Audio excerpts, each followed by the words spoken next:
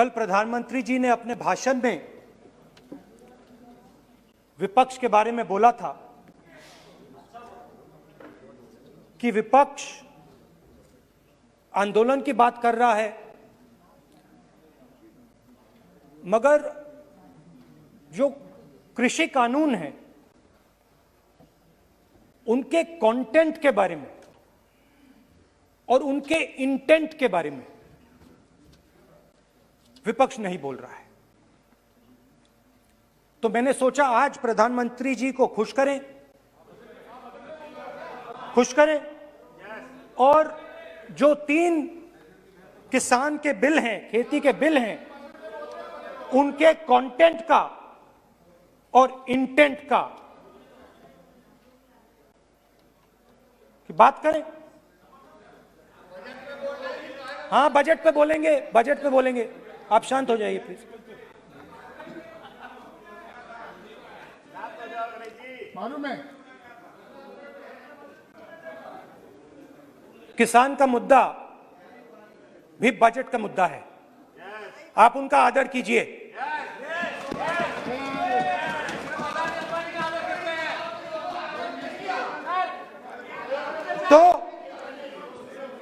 तो बात है कि इन 3 कानूनों का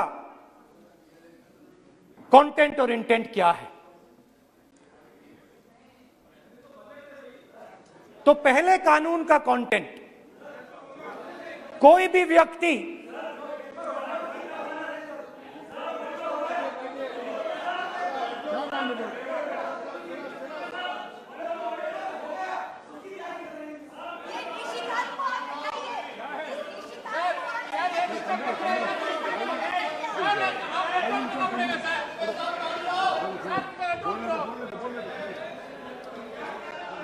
तो पहले कानून का कंटेंट क्या है?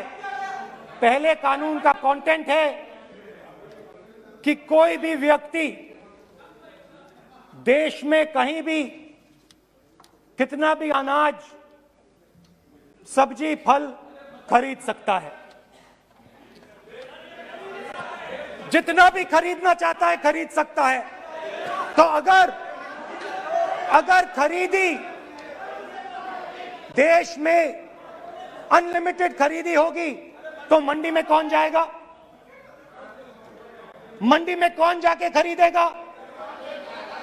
तो पहले कानून का कंटेंट मंडी को खत्म करने का है। इसका लक्ष्य मंडी को खत्म करने का है। दूसरे कानून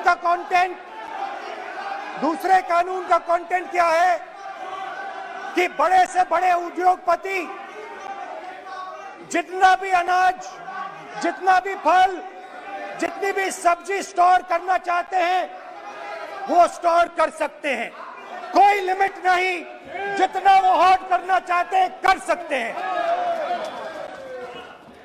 दूसरे कानून का कंटेंट एसेंशियल कमोडिटीज एक्ट को खत्म करने का।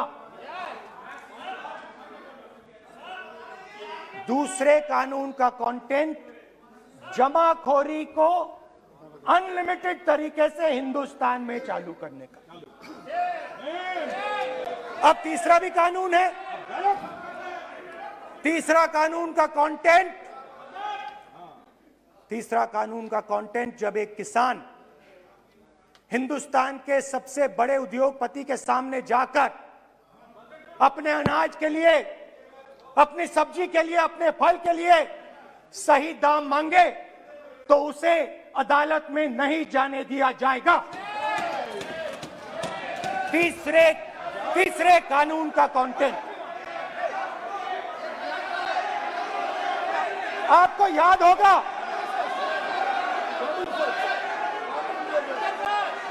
स्पीकर सर,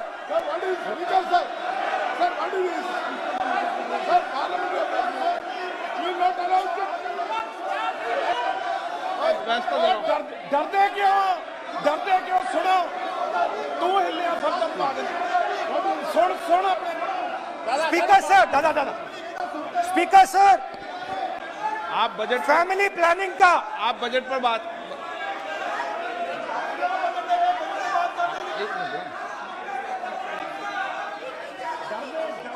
सर, सालों पहले फैमिली प्लानिंग का एक नारा था, आपको याद होगा, हम दो हमारे दो। अब मैं इंटेंट की बात करता हूं, कानून के इंटेंट की बात। आज क्या हो रहा है, जैसे कोरोना दूसरे रूप में आता है, वैसे ही ये नारा दूसरे रूप में आया है। आज इस देश को 4 लोग चलाते हैं। आप बजट पर चर्चा कर लें। बजट पे कर रहा हूं सर, बजट पे आ रहा हूं। 4 लोग चलाते हैं, हम दो बता दिया। और हमारे दो। जैसे उस टाइम नाम सब जानते हैं, नाम सब जानते हैं। नो आप बोलो, आप डिस्टर्बेंस मत हम करिए। दो हमारे दो। ये किसकी सरकार है? हम दो हमारे दो की। माननीय सदस्य इधर। तो आप आसन को पहले संबोधित करें। कानून का इंटेंट बताता हूं। आप आसन को संबोधित करें। पहले कानून का इंटेंट माननीय सदस्य, आप आसन कि को हमारे संबोधित दो करें। मित्रों में से एक जो सबसे बड़ा मित्र है, उसको पूरे हिंदुस्तान के अनाज, फल और सब्जी को बेचने का अधिकार। यह है पहले कानून का इंटेंट। नुकसान किसका होगा? नुकसान ठेले वालों का होगा, नुकसान छोटे व्यापारियों का होगा, नुकसान जो लोग मंडी में काम करते हैं, लाखों लोग, उनका होगा। अब चलिए दूसरे कानून की इंटेंट की बात करते हैं। दूसरा कानून का इंटेंट दूसरे मित्र की मदद करने का है। दूसरे मित्र को पूरे देश में अनाज, फल और सब्जी की स्टोरेज की मोनोपोली दी जा रही है। आज दूसरा मित्र 40% हिंदुस्तान का अनाज अपने साइलों में रखता है। ये कांग्रेस पार्टी की बैठक नहीं है, ये सदन है।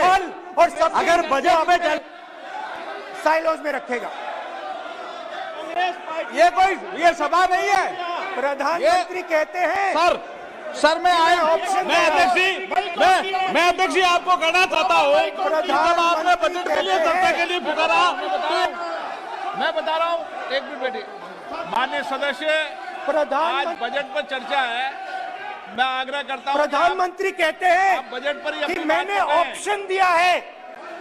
हाँ, आपने ऑप्शन दिया है, 3 ऑप्शन दिए हैं। पहला ऑप्शन भूख, दूसरा ऑप्शन बेरोजगारी, तीसरा ऑप्शन आत्महत्या। ये 3 ऑप्शन आपने दिए हैं। अब देखिए मामला क्या है।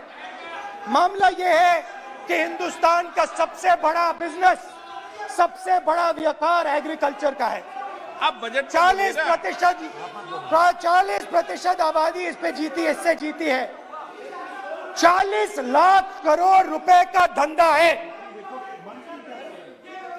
इसमें किसानों को फायदा मिलता है,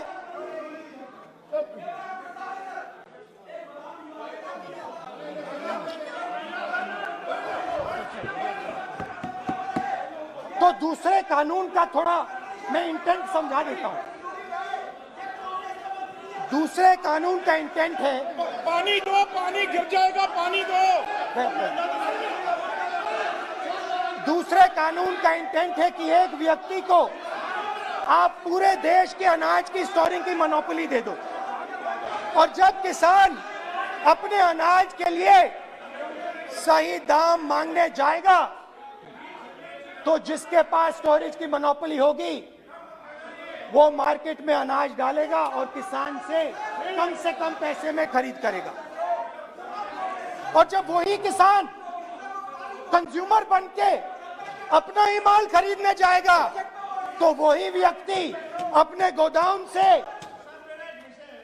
अपने जब बजट पे चर्चा है सर, बजट पे चर्चा है, राष्ट्रपति अभी भाषण पे आपने चर्चा समाप्त कर दी, प्रस्ताव पास करके राष्ट्रपति जी को भेज दिया, अब उसी पे चर्चा करके राष्ट्रपति जी का भी और आपका भी अपमान कर रहे हैं सर, ये आपका भी अपमान कर रहे हैं, सदन का भी अपमान कर रहे हैं सर ये। कि इस देश की जो रीढ़ की हड्डी है, किसान, मजदूर, छोटे दुकानदार, व्यापारी, उस रीढ़ की हड्डी को तोड़ के टुकड़े टुकड़े करके दो मित्रों को दे दो। Sir rule 218 sir rule 218 sir rule sir the debate on appropriation bill shall be restricted.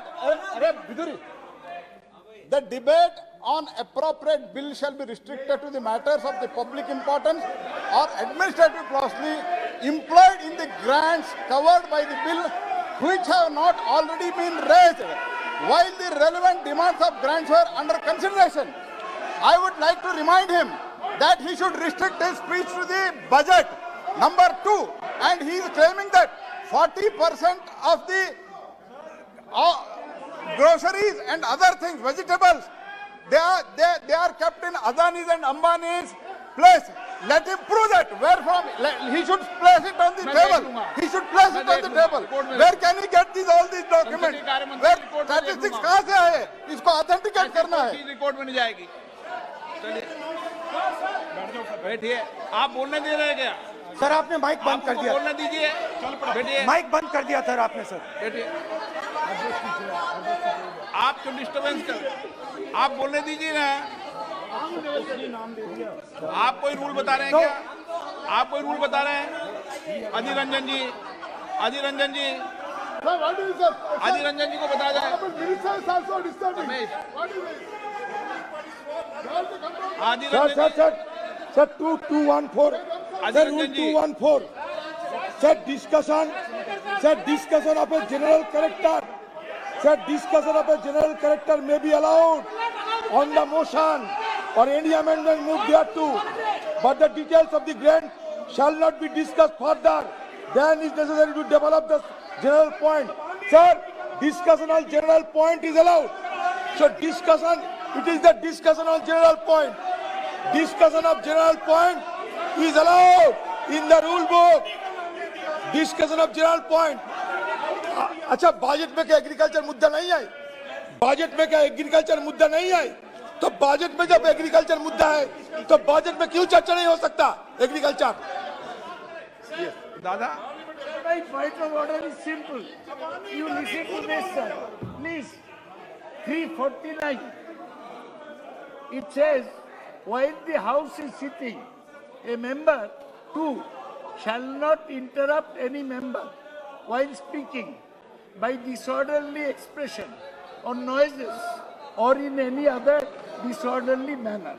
While Honorable Member Rahul Gandhi is speaking, तब तो डिस्टर्ब कर रहा है, अब कोई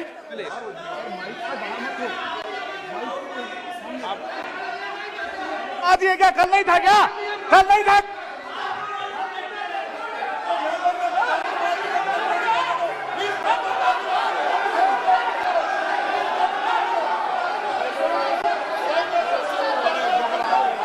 अदानी का नाम खुद ले दिया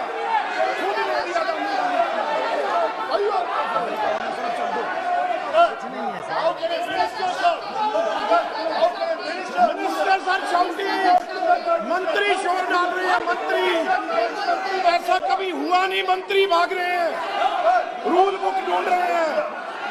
अरे क्यों घबरा गए? अभी तो बोले ही 5 मिनट है, अभी तो बोले ही 5 मिनट है। तो हम दो हमारे दो,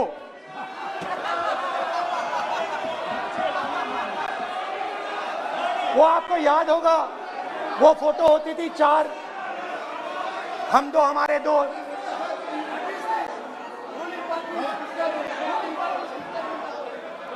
क्यूट से चेहरे थे, सुंदर सुंदर चेहरे, मोटे मोटे चेहरे, हम दो हमारे दो। खैर, इससे होगा क्या? जब ये कानून लागू होंगे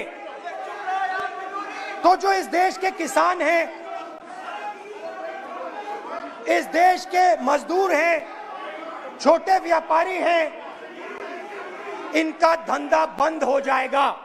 इनमें से किसानों की खेत चली जाएगी, किसान को सही दाम नहीं मिलेगा, छोटे दुकानदारों की दुकान बंद हो जाएगी और सिर्फ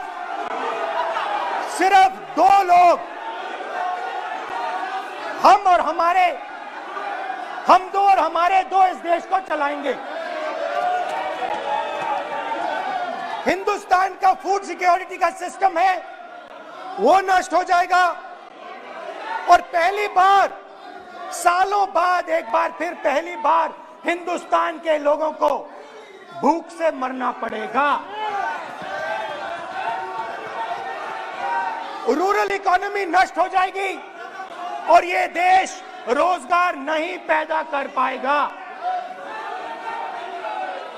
ये नई चीज नहीं है, ये आप मत सोचिए कि ये नया अटेम्प्ट है, पहला अटेम्प्ट है। ये पहला नहीं है, ये काम प्रधानमंत्री ने हम दो हमारे दो के लिए पहले नोटबंदी में शुरू किया था। पहली चोट नोटबंदी थी। आइडिया क्या था? गरीबों से, किसानों से, मजदूरों से उनका पैसा लो, बैंक में डालो और हम दो हमारे दो के जेब में डालो। स्मॉल मीडियम सेक्टर को खत्म कर दिया, किसानों को बर्बाद कर दिया। वहां नहीं रुके, फिर गए जीएसटी, गब्बर सिंह टैक्स, 5 अलग अलग टैक्स और फिर से उन्हीं बेचारों पर आक्रमण, उन्हीं किसानों पर, उन्हीं मजदूरों पर, उन्हीं व्यापारियों पर आक्रमण। फिर कोरोना आता है। कोरोना के समय मजदूर चिल्ला चिल्ला के कहते हैं हमें बस का टिकट दे दीजिए, हमें ट्रेन का टिकट दे दीजिए। नहीं नहीं नहीं, तुम्हें नहीं मिलेगा, तुम पैदल घर जाओगे। एक मिनट माननीय सदस्य प्लीज। मगर टैक्स माफ जरूर होगा, माननीय सदस्य जरूर होगा। माननीय सदस्य, 5-10 उद्योगपतियों का टैक्स होगा। माननीय सदस्य प्लीज एक मिनट बैठिए, एक मिनट बैठिए। मैं माननीय सदस्य से भी आग्रह कर रहा हूं, इधर भी आग्रह कर रहा हूं। माननीय सदस्य, आज बजट पर चर्चा है।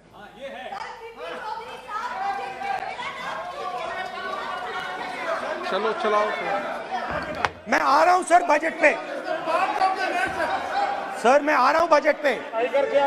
मैं सर 5 मिनट में बजट पे आ रहा हूं। मैं फाउंडेशन लगा रहा हूं अभी, फाउंडेशन।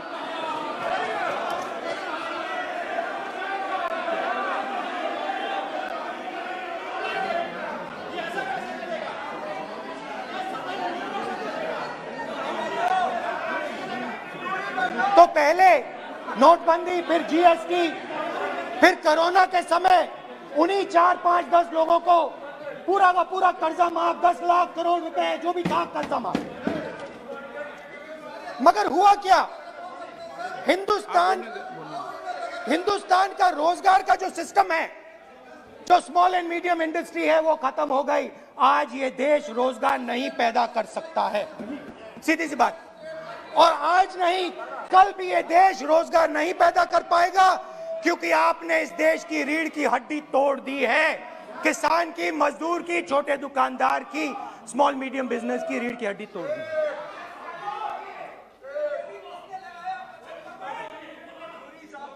मगर ये मत समझिए कि ये किसानों का आंदोलन है। ये किसानों का आंदोलन नहीं है। आपको बात अभी समझ नहीं आई है। ये देश का आंदोलन है और ये किसान सिर्फ रास्ता दिखा रहा है। किसान अंधेरे में टॉर्च दिखा रहा है और एक आवाज से ये पूरा देश उठने वाला है।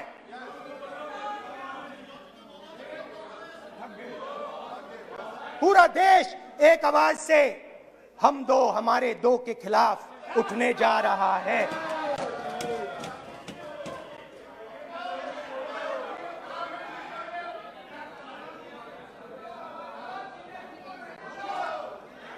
और ये याद रखिए, मैं कह रहा हूं, लिख के ले लीजिए। आप सोचते हो कि हिंदुस्तान के किसान को, मजदूर को, छोटे दुकानदार को अपने पैसे से, अपने धन से परे कर सकते हो। ये आप सोचते हो, आप ये सोचते हो। आप लिख के ले लो मुझसे, किसान 1 इंच पीछे नहीं हटने वाला है। किसान आपको हटा देगा, मजदूर आपको हटा देगा, छोटा दुकानदार आपको हटा देगा, मगर वो पीछे 1 इंच नहीं हटने वाला। आपको कानून वापस लेना ही पड़ेगा। अब बात करते हैं बजट की। जब बजट पर बातचीत करने की बात उठी थी, प्रेसिडेंट एड्रेस पे बात करने की बात उठी थी, तो हमने कहा था, विपक्ष ने कहा था, हमें किसानों के आदर करने के लिए किसानों के सब्जेक्ट पे अकेला बोलने दीजिए, एक साथ हम सब मिलकर किसानों के मुद्दे पे बोलेंगे।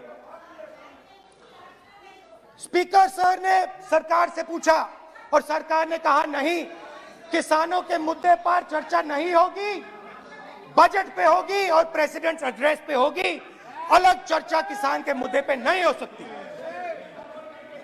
तो प्रोटेस्ट में मैं कह रहा हूं, मैं बजट पे आज यहां टिप्पणी नहीं करने वाला हूं। मैं आज सिर्फ किसान के मुद्दे पे बोलूंगा और उसके बाद मैं अपना मुंह चुप कर दूंगा। अंत में मैं कहना चाहता हूं कि जो 200 किसान शहीद हुए, उनको इन लोगों ने श्रद्धांजलि नहीं दी। मैं सब सांसदों से कहना चाहता हूं, मैं अपने भाषण के बाद 2 मिनट शहीदों के लिए मौन रहूंगा। आप मेरे साथ खड़े हो जाइए। धन्यवाद।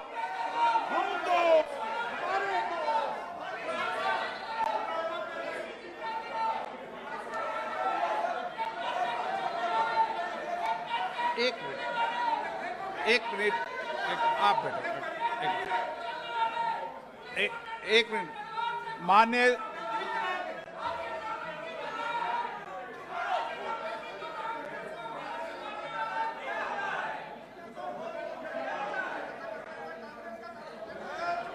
सदस्यगण, प्लीज बैठिए, माननीय, प्लीज बैठिए।